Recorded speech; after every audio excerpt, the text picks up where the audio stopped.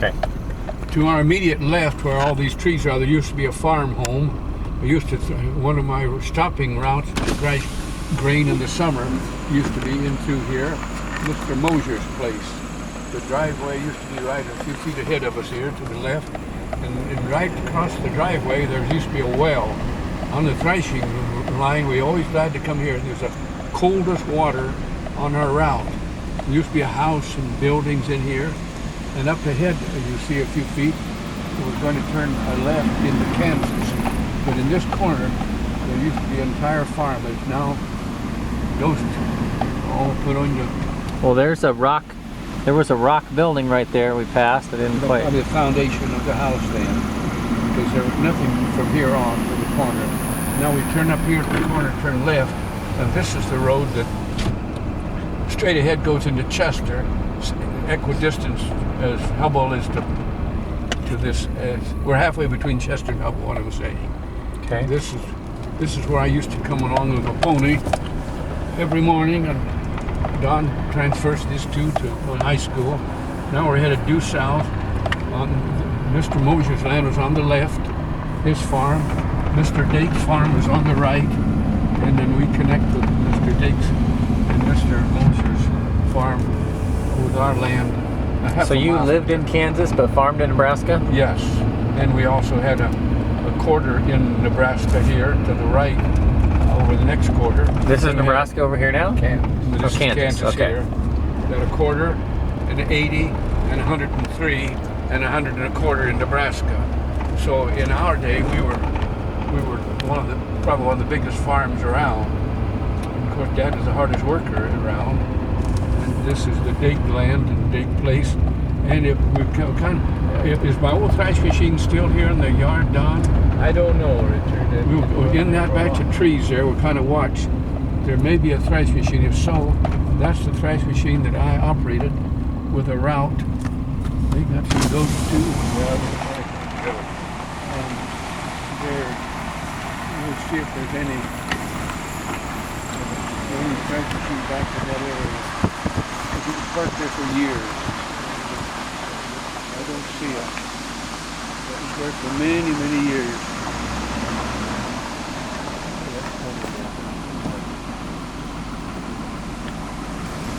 That was garage. So the Model A was in this white building here till Ron bought it. Yeah. So I left around. So it sat there for 50 years. Yes, thereabouts. Thereabouts.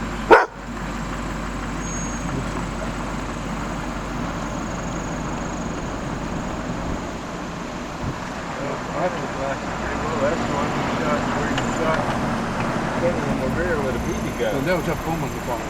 Huh? That was up home on the farm. Actually, across the bridge, immediately to the left, on this side hill slope, used to be great-grandpa's orchard. And then Dad... Your great-grandpa? My grandpa. Your grandpa had an orchard up here? Right here, right to your left here, on this slope here. Oh, and they cleared trees, 3 or 4 apple trees, peach trees, cherry trees, and this is what the grasshoppers took.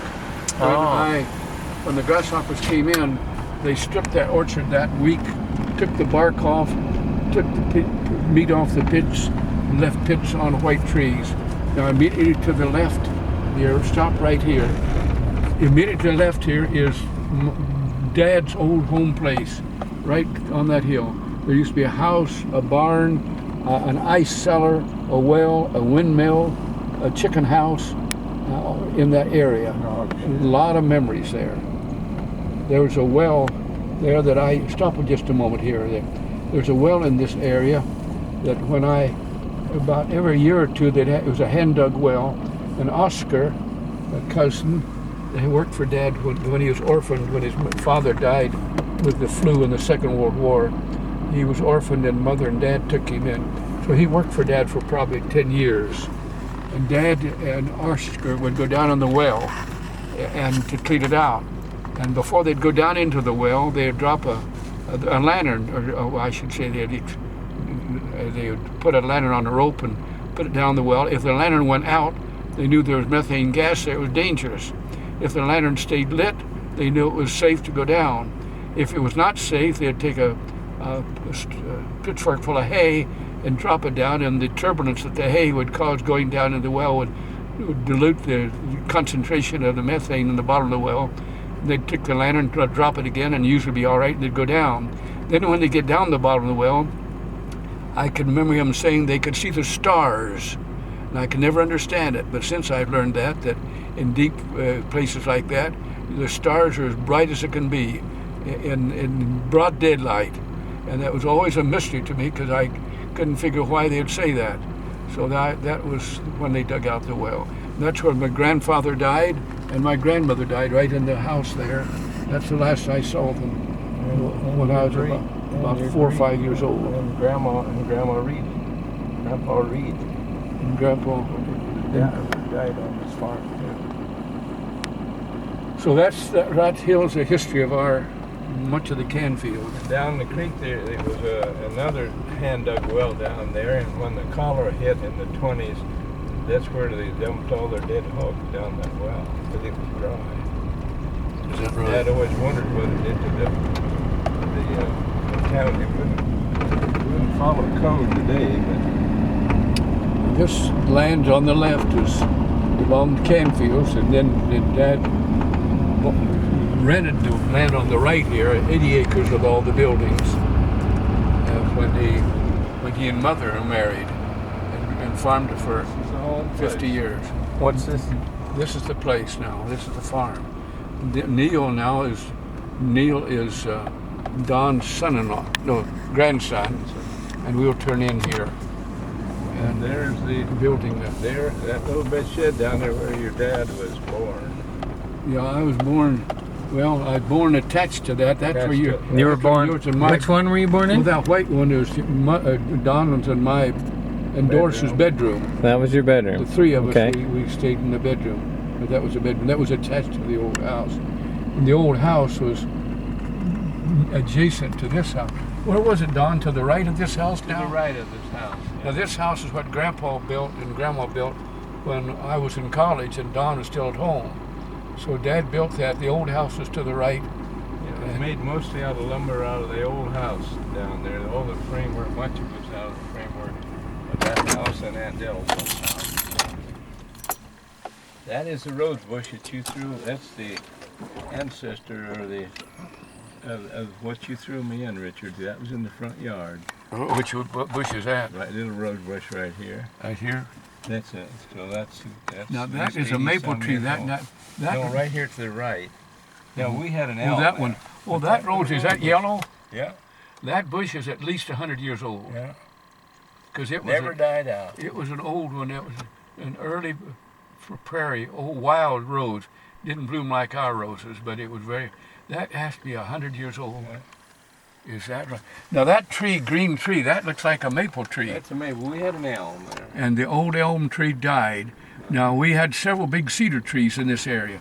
Probably 6 of them. I don't really remember that. No, I 4 beg your here, pardon, Richard. 2 off that way. I'm sorry. That house, that whole house was right where that one was.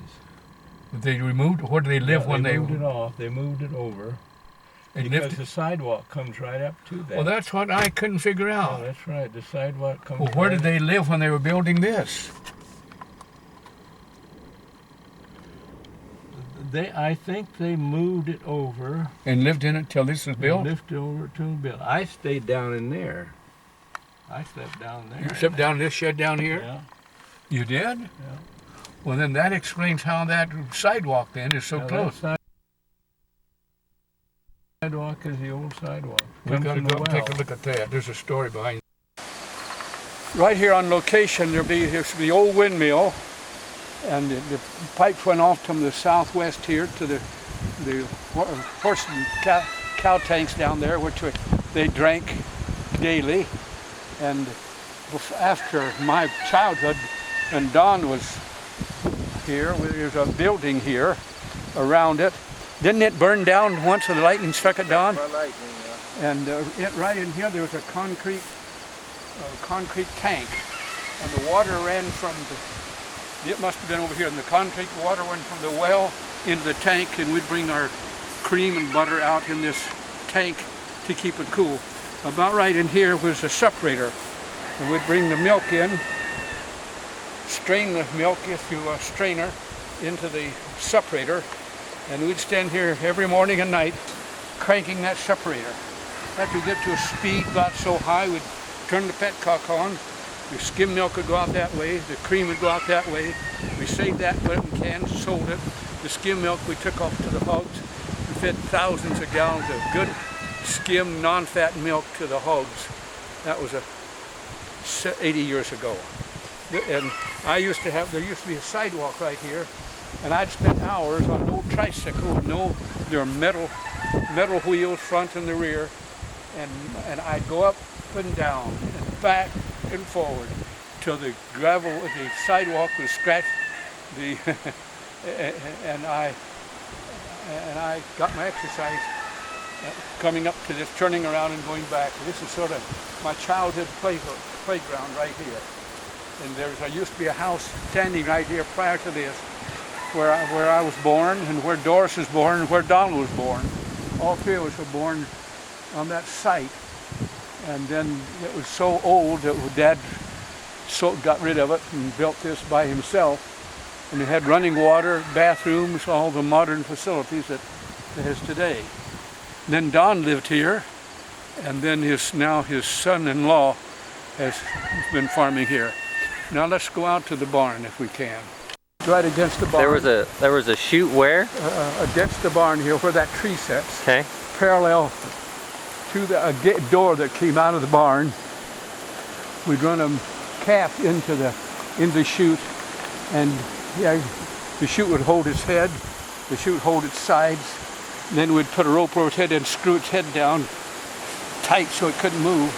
Then Dad would take a hacksaw and he would cut off the horn. Sometimes they'd be small. If one got by was born out of season, sometimes they might be 6 inches long, pretty good size. If they were that big, the stalk was maybe that big. When you cut through that, there were some good blood veins, and the blood would just pump out. And for years after, there was blood along the side of the wall where they had walked out of the chute, and it was pumping out of their horns. It would pump maybe for 2 or 3 minutes or so. If they didn't, of course, they bled to death, but they'd stop. We'd put some cotton and gauze over to stop it. But there used to be streaks of blood the full length of that barn, where we used to what we called dehorn the calves. And it was rather a traumatic experience for a boy, but that was something routine we did, because we had to we didn't dehorn them as calves then. I don't know why, but they had to be dehorned for their own good. So, and then this is the barn that I went out every morning to put my saddle on and ride off to Chester, 5 miles away. We used to put hay up in the top there, loads and loads of hay, a lot of history in that old barn. It's now pretty much dilapidated and seen its day, but my experiences in that. Okay, we're inside the barn now? Well, we'd bring a load of hay up from the field, the alfalfa field, park it along the side there, and then there's a metal, still there, a metal rail at the top of the peak there, and there's some wheels there, and there would be a fork on that, and Dad would be a rope on that, and Dad would pull the rope, pulling that conveyor over to the end, trip it, and the fork would drop down on the load of hay, alfalfa. And there's a certain technique to lift it up and spike the hay, jam it in, click it, and then there's a rope came up, followed that conveyor, went clear over the top here to a pulley, and there's the old pulley right there. The rope came from the hay rack all the way across the top, down from the top, down to this, and the rope through that, and the rope from that went out to this corner. And I was about 6 or 8 years old. I had a team of horses. I'd hook onto that rope that came down this way, hook it on my little cart I had with 2 horses. Then I'd pull it off towards the southeast. As I went, that would pull that huge fork full of alfalfa up to the rail, bring it over here. And then there's someone inside the barn, and they'd say, "Drop it!" And then that outside would pull the rope and trip it, and then all that hay would come down to a big pile in here. They would do that repeatedly until this would be full clear to the top. This is all hay. Cattle in here eating along the sides here. And by spring, of course, all that hay would be gone. Hours spent. But there's the old pulley that we used to hook onto that used to go out there after all those years. Special building. This right through that big hole at the top is where the hay went in that I told you about, how we dumped it. To the lower left here is where the milk barn was, milk shed. There were 5, as I recall, 5 stanchions in there. Put 5 cows in at a time. That's where Mother and Dad milked when I was in college. When I said I couldn't go to the sports games at Wheaton, knowing that Mother was taking my place at the milk barn, sitting on a one-legged stool with a milk pail between her legs, milking to help Dad with the cream check for the week. A lot of memories there of cows kicking and trying to get them in stanchions. In the summer when it's 100 degrees out, we'd shut that barn door to keep the flies out, because the hotter it was in there, the less flies, because the more flies, the more the kicking and the switching of the tails, and it was hot. The sweat would be running down your arms and legs, and oh, it was hot. And then we'd spray them with a sprayer to try to kill some of the flies, but it was an ordeal to milk on a summer evening when it was so hot, and a lot of memories there. Tell me about the BB gun. Well, inside we didn't see the ladder, but there's a chute that goes up to the top, and the hay's all around it. And when the barn's full, the only way you can get to the top of the barn is to climb that ladder. Well, Kenneth Dake, which would be Karen's father-in-law, we were boys. He was the only boy that I used to play with. We were neighbors. I'd go to his place and he'd come to mine. And one day we were going up this ladder, and I had a BB gun. And I'd been told that a BB gun wouldn't shoot straight up. Where I got the idea, I thought, well, I'd prove it. And he was about 3 feet ahead of me, and I shot him in the rear. And boy, it wasn't funny then. He came down that ladder, and I came down that ladder scared to death, because I knew if Dad ever heard that I shot Kenneth in the rear, I'd be one less air gun. I don't know what I got to. I don't think Dad ever heard about it. I don't think Kenneth ever told me. But fortunately, it didn't penetrate his skin. But he went home holding his rear end that day, and it wasn't funny then. So that was the end of the saga of my BB gun hunting with him. That's a little bit like your skunk theory. Yeah, yes. Backfired. Well, a lot of memories here, a lot of years spent. This is the yard. I'd go through the gate and through this, back through the fences, through another fence, to go to school every day and come home. About 5, probably go through 4 or 5 fences each day with my dinner bucket. And a lot of memories here. You walked most of those days too. Yeah, all of them until the last year I rode. Until I rode Beauty-O when I was in the 8th grade. I walked for 7 years. Then for a year or two, I took, when the weather's permitting, I took Doris on the back of the bicycle, and I'd pedal. The roads weren't too good till I got up to the highway or to the bridge. I remember one time we were going along, and I wiggled or something, and her foot slipped off the pedal and got in between the frame and the bicycle wheel. And oh, it scared me. She'd skinned her foot badly. It locked between, it just lodged in the wheel.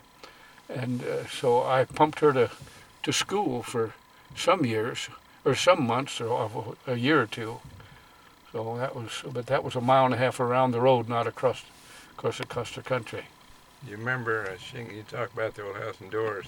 Remember the time we were shingling it and Doris got up there and yeah, she started sliding. She slid picked down up about off there and 50 stickers in her bottom. She really got full of stickers. Then I think of old Mr. Pugh. He was a good shingler, and he chewed tobacco. And when we re-shingled the house, he'd stuff his mouth full of shingle nails. And of course,